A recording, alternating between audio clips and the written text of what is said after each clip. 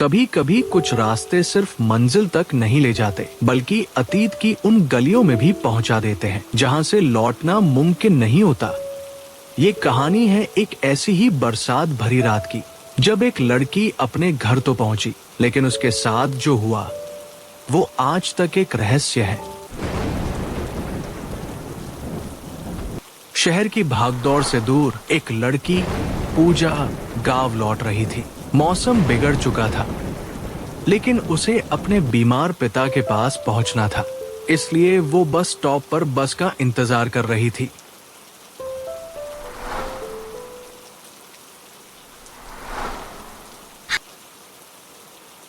हाँ माँ, बस मिल गई है। मौसम बहुत खराब है, लेकिन चिंता मत करना, मैं पहुंच जाऊंगी।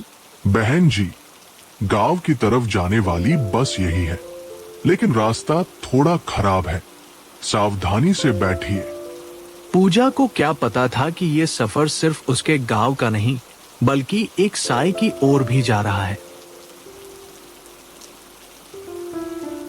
जैसे ही बस जंगल के उस सुनसान रास्ते में दाखिल हुई, तूफान और तेज हो गया।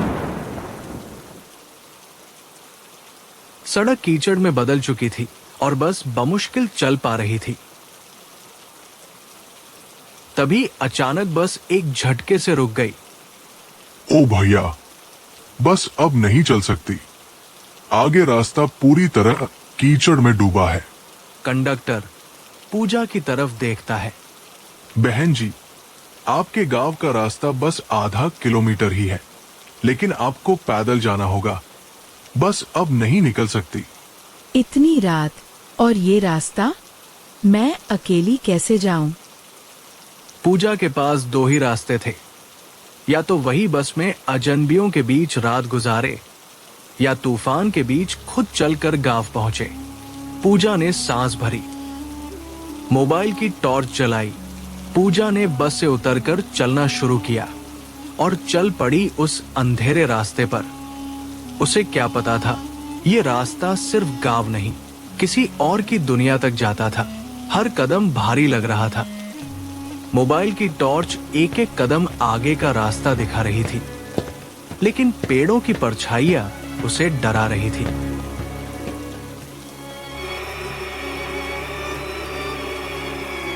बारिश जैसे शरीर को चीरती जा रही थी और हर तरफ डर पसरा था।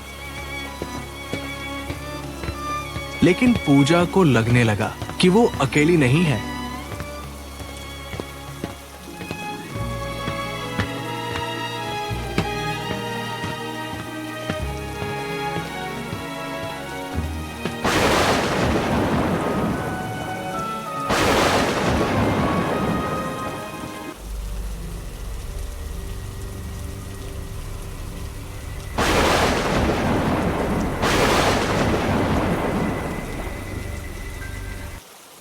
बस थोड़ा और, आधा किलोमीटर ही तो कहा था कंडक्टर ने। कहीं कुछ है? नहीं, ये तो बस मेरा वहम है शायद। पूजा के कानों में कुछ आवाजें आने लगी, जैसे कोई उसके पीछे चल रहा हो, जैसे किसी के गीले कदम उसके साथ साथ बढ़ रहे हों। उसने पलट कर देखा, पर वहां कुछ नहीं था, सिर्फ अंधेरा और बारिश। कौन है? देखो, अगर कोई मजाक कर रहा है तो बंद करो, मैं डर नहीं रही हूँ।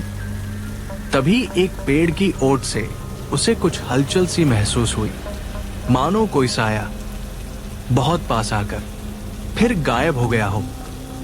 पूजा ने टॉर्च उस ओर घुमाई, लेकिन वहां कुछ नहीं था, सिवाय एक पुराने टूटे हुए लकड़ी के मकान के।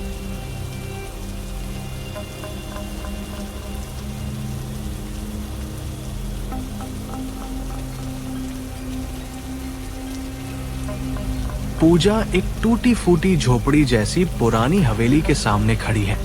दीवारें काई से ढकी हुई, लकड़ी के दरवाजे सड़े हुए और खिड़कियों से हवा सीटी जैसी आवाजें निकाल रही है। पूजा उस मकान के सामने ठिठक गई। बाहर तूफान था, पर अंदर एक अजीब सी शांति, या कहें सन्नाटा। उस सन्नाटे में एक ऐसी घुटन थी जैसे वहां कुछ छिपा हो जो उसे अंदर बुला रहा हो। पूजा धीरे से खुद से बड़बड़ाती, बारिश थमने वाली नहीं। अगर कुछ देर यहीं रुक लूं तो शायद ठीक होगा। दरवाजा खुद ब खुद चरमराकर खुल जाता है। ये खुद से कैसे खुल गया? कहीं कोई तो नहीं? हेलो, कोई है क्या अंदर? किसी ने जवाब नहीं दिया, लेकिन दरवाजा अब पूरी तरह खुल चुका था और अंदर से जैसे कोई आवाज धीरे से आई। आ जाओ, बरसात सिर्फ बाहर नहीं होती, अंदर भी भीगते हैं कुछ लोग। पूजा कांपती सांसों के साथ भीतर गई।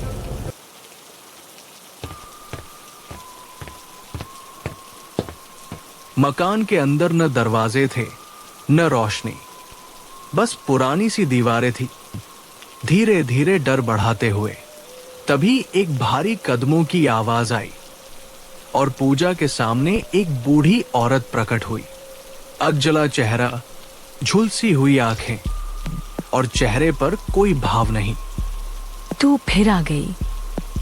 मैंने तुझे मना किया था, हर बार बरसात की रात को मत लौटा कर। मैं आपको जानती नहीं। आप कौन हैं?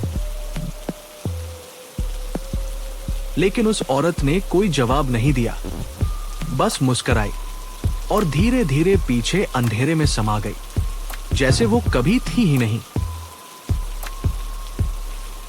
पूजा उस मकान के हर कोने में किसी को ढूंढ रही थी, लेकिन जो उसे मिला वो था एक बंद तहखाना और उस पर टंगी तस्वीर एक लड़की जिसकी शक्ल पूजा से हूबहू मिलती थी। तस्वीर के नीचे एक नाम लिखा था, पूजा, और तारीख थी 22 जुलाई 2000, ठीक 20 साल पहले की बरसात की रात।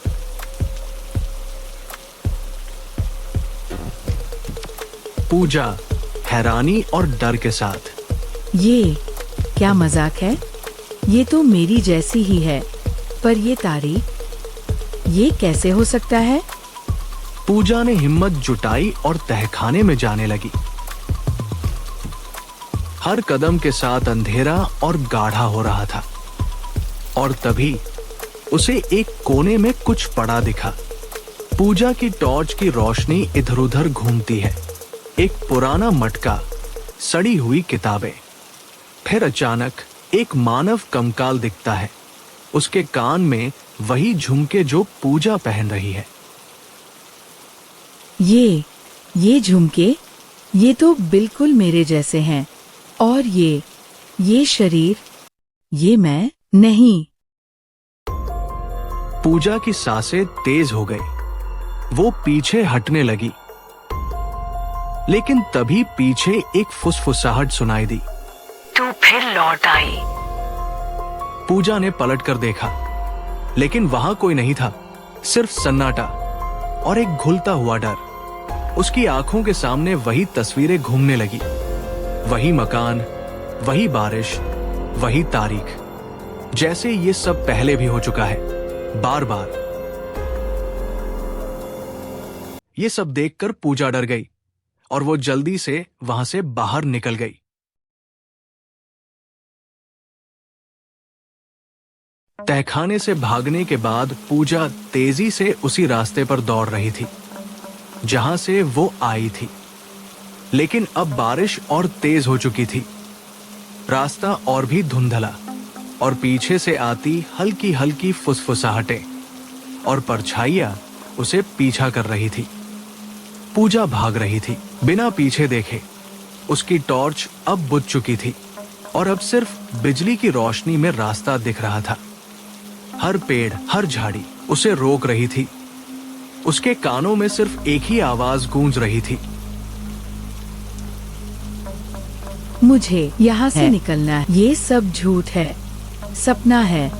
बस गांव पहुँच जाओ, सब ठीक हो जाएगा। तभी बिजली चमक गई। सामने गांव की सीमा दिखती है। पूजा जैसे ही दौड़ती हुई गांव में घुसती है, कुछ लोग उसे देखकर चौंक जाते हैं। गांव की बूढ़ी औरत संदेह से देखती हुई, अरे ये तो पूजा है। नहीं नहीं, ये कैसे हो सकता है? पूजा तो 20 साल पहले उसी बरसात की रात गायब हो गई थी। पूजा की सांसें रुक गई, उसके पैरों तले जमीन खिसक गई। गांव के हर चेहरे पर भय था और हर कोई एक ही बात कह रहा था, तू अब तक जिंदा कैसे है? मैं पूजा हूँ, मैं खोई नहीं थी। मैं तो अभी अभी उस मकान से आई हूँ, बस में बैठकर आई थी। अभी भीड़ पीछे हटती है, लोग डरते हुए एक दूसरे को देखते हैं। गांव वाला धीरे धीरे पीछे हटते हुए, जिस मकान की बात ये कर रही है, वो तो 15 साल पहले ही जल गया था। वहां अब कुछ नहीं है, सिर्फ एक राख की दीवार और एक टूटा कुआं। पूजा ने खुद को छूकर देखा, वो वहां थी, जिंदा थी, पर शायद अब वो वैसी नहीं रही थी जैसी वो थी।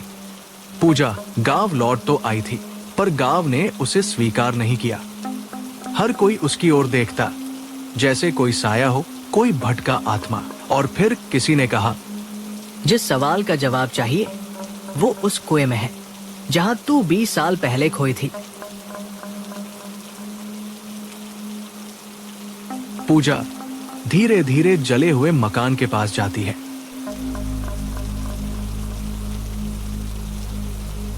ये वही जगह है जहाँ मैं बरसात की रात आई थी और जहाँ से मेरी यादें खत्म हो जाती हैं। पूजा कुएं के पास पहुंची और तभी एक साया उसके सामने प्रकट हुआ।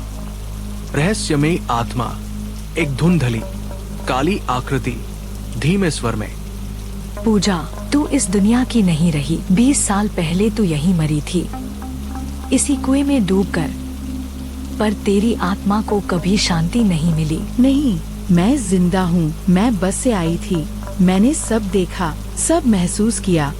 तू अब बस एक अधूरी कहानी है। हर बरसात की रात तू लौटती है, वही सब दोहराने। बस इस बार तू जान पाई। अचानक आसमान में जोरदार बिजली चमकती है और पूजा खुद को कुएं के पानी में देखती है, पर आईना अब उसे वैसी नहीं दिखाता। वो आत्मा जैसी लग रही थी। पूजा चीखना चाहती थी, पर आवाज नहीं निकली। शायद ये उसकी आखिरी चीख थी, जो हर साल बरसात की एक रात इसी कुएं से सुनाई देती है।